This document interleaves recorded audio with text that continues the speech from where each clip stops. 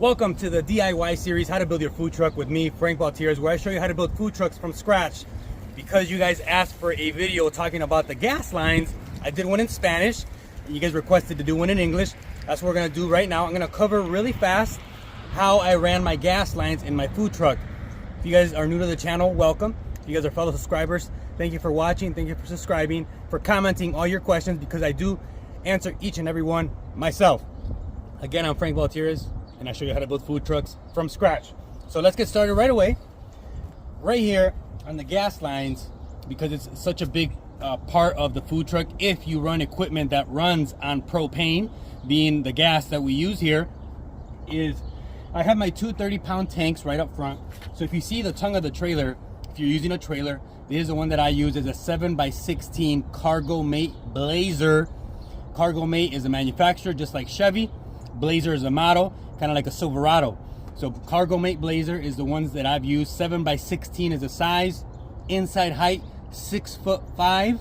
They also make a 7-footer. Those are real nice, a little bit harder to find.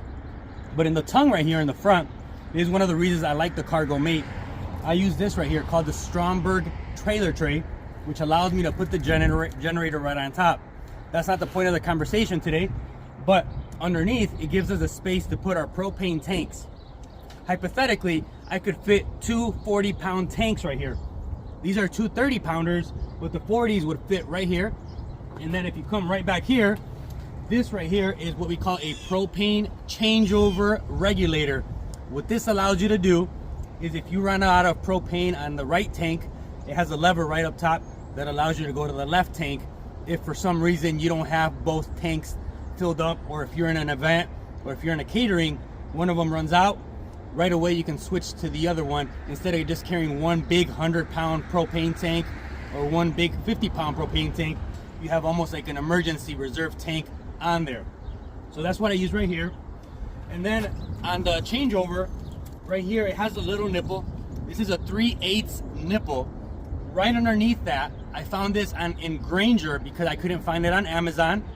All these links and all these products, I'll put them in the description so you guys can find it from my paid Amazon affiliate links. I found this in Grainger. So it has a 3/4 on one side with a 90 with a 3/8. So 3/4, 3/8. The reason I do 3/8 is because the changeover regulator only accepts 3/8 of a black gas pipe. So you want to make sure that you do that. The reason I use 3/4, I'm going to show you inside right now, is because all the equipment that I have is 3/4 output.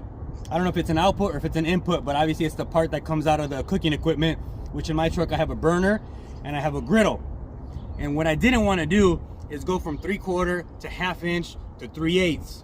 So I went 3/8 to 3/4, kept it all the same, pretty easy peasy. But this is kind of how the outside looks. I'm going to take you inside and I'm going to show you how I ran my gas lines. And it's a little intimidating. I understand it looks a little intimidating because I sure was. I built 7 trailers, and as I've built more of them, it becomes a little bit easier and easier. Now when I see gas people working on my construction sites or on the construction sites, I'm like, dude, it's not that bad. As long as you seal it with the Blue Monster around to make sure that it gets a good seal, and then you just obviously twist them together nice and tight, you shouldn't have any issues. But you can always get a propane leak detector so you can, in case you smell something, you can detect where it is. So let's go right inside and let's see what we have. Okay, so we're inside here. This is my trailer that I have. I have my 3-compartment sink right here, which we're not talking about that today. But if you do want to know all these different parts and construction pieces of the food truck, I do show it on my video series on how to build your food truck. Coming right down here, it's a little hidden. There's that 3/4 that goes to the outside, and it has a 3/4 90. And as you can see here, going to the left, this is a 3/4 by 24-inch black pipe. I found this in Home Depot. It goes to those right there. I really wouldn't use this little style right now. I would just use a 90 if you can. So right here, we're just gonna use a 90 right here instead of these two little angles of 45s. And then you come with this piece right here. This is a 12-inch, another 90. The reason I do this right here is because I want to bypass and allow space for the fire suppression system tank. And then I turn the left with another 90, and then I go to a shutoff valve. The reason I do this right here is just to be honest, to make it easy in case I smell something. I just shut it off immediately, and then we don't have any issues. So, and then from there, I do another 90 with the little nipple, which goes to a 3/4 inch union. All these parts, I find them in Home Depot. And I do have also my ebook where I do a couple private videos on there showing you, like, I take you guys behind my shoulder as we're shopping at Home Depot trying to buy all these parts. So if you guys have an interest in the ebook where it breaks down a little bit more of the construction, and it has a spreadsheet that has all my pricing, not my pricing, but the pricing that I have found, and the suppliers where I have found my equipment and all that fun stuff, the windows or whatever. Here's my fire suppression system. It's going to be in the link in the description. There's a fire suppression system. I did not install that. That's one of the pieces I didn't install because you need to have it tagged. So right there, there's where you add that piece. And then we come to the main baby. It is a manifold that I copied off another food truck. I saw it and I thought it was pretty cool how it looked. So then I just duplicated it. Another nipple with the union.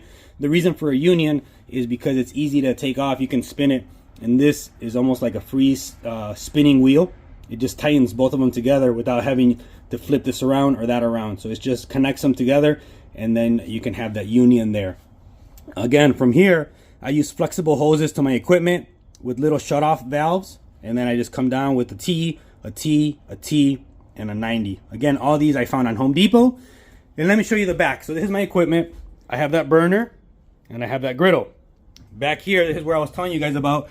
It has a 3/4 inch output.